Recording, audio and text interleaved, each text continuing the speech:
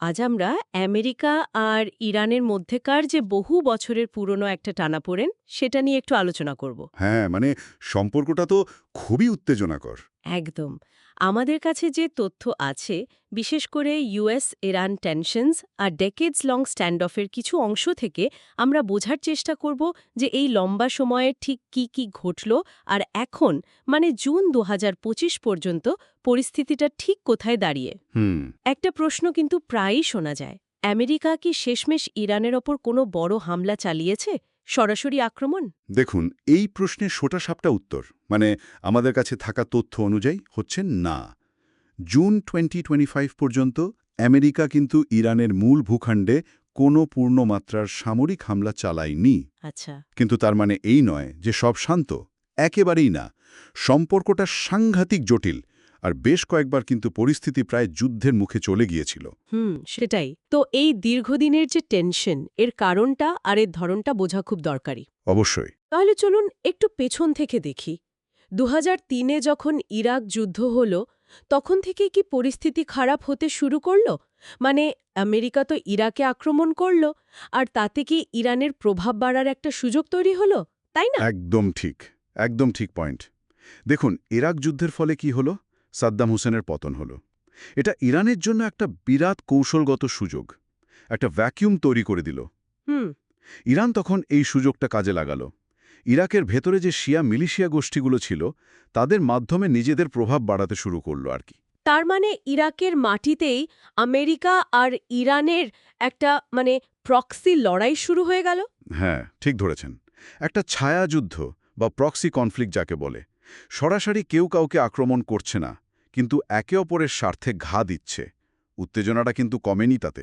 এরপর তো একটা ভালো দিকও এসেছিল।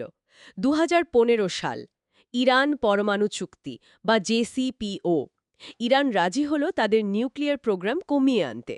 তখন তো মনে হয়েছিল শান্তি ফিরবে হয়তো।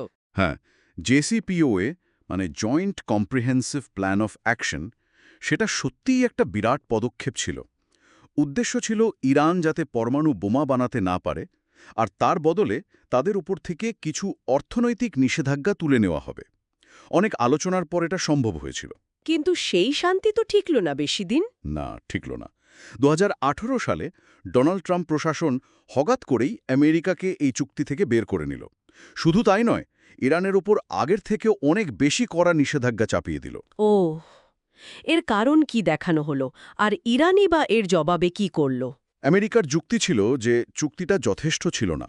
এরা নাকি ইরানের ব্যালিস্টিক মিসাইল প্রোগ্রাম বা ওই অঞ্চলে তাদের প্রভাব বিস্তার এসব আটকাতে পারছিল না। আচ্ছা। আর ইরান, তারাও তো বসে থাকেনি। এর জবাবে ইরানও আস্তে আস্তে জেসিপিও এর শর্ত ভাঙতে শুরু করল, ইউরেনিয়াম সমৃদ্ধকরণ বাড়াতে শুরু করল। এই ইউরেনিয়াম সমৃদ্ধকরণ মানেটা যদি একটু সহজ করে বলেন। মানে হচ্ছে গিয়ে ইউরেনিয়ামকে এমন একটা পর্যায়ে নিয়ে যাওয়া যাতে সেটা পারমাণবিক চুল্লিতে বা আশঙ্কার বিষয় যেটা পারমাণবিক অস্ত্র তৈরিতে ব্যবহার করা যায়। ইরানের এই কাজটা আন্তর্জাতিক মহলকে আরও চিন্তায় ফেলে দিল। উত্তেজনা গেল বেড়ে। আর এই সাংঘাতিক উত্তেজনার মধ্যেই তো ২০২০ সালের জানুয়ারিতে ওই ঘটনাটা ঘটল। বাগদাদে আমেরিকার ড্রোন হামলায় ইরানের কুদস ফোর্সে যিনি প্রধান ছিলেন, জেনারেল কাসেম সোলেমানি, তাকে হত্যা করা হলো। অনেকে বলেন এটাই ছিল সরাসরি যুদ্ধের সবচেয়ে কাছাকাছি মুহূর্ত। সন্দেহে নিঃসন্দেহে সোলেমানি হত্যাকাণ্ড পরিস্থিতিকে একেবারে খাদের কিনারায় নিয়ে গেছিল। এই কুদস ফোর্স জিনিসটা আসলে কি? কুদস ফোর্স হচ্ছে ইরানের যে বিপ্লবী গার্ড বাহিনী বা আইআরজিসি, তারই একটা বিশেষ শাখা। এদের মূল কাজ হল দেশের বাইরে গোপন সামরিক অপারেশন চালানো, আর ধরুন লেবাননের হিজবুল্লাহ বা ইরাকের বিভিন্ন মিলিশিয়া গোষ্ঠী, এদের মতো আঞ্চলিক দলগুলোকে সাহায্য করা, ট্রেনিং দেওয়া। সোলাইমানি ছিলেন এই পুরো নেটওয়ার্কটার মাথা আর কি। অত্যন্ত প্রভাবশালী একজন লোক। তো তার হত্যাকাণ্ডকে ইরান তো নিজেদের ওপর হামলা হিসেবেই দেখল, অবশ্যই। এবং এর প্রতিশোধও তারা নিল। হ্যাঁ, ইরাকে আমেরিকার সেনাঘাঁটিতে মিসাইল হামলা চালিয়েছিল তো। ঠিক।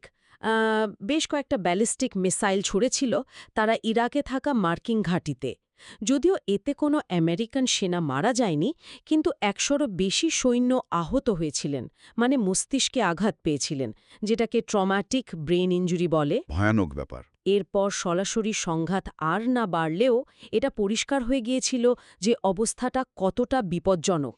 মানে দুটো দেশই হয়তো বড় যুদ্ধ চায়নি, কিন্তু যে কোনো মুহূর্তে ভুল বোঝাবুঝিতে সব হাতের বাইরে চলে যেতে পারত। তাহলে 2020 থেকে 2023 এই সময়টা কি চলছিল?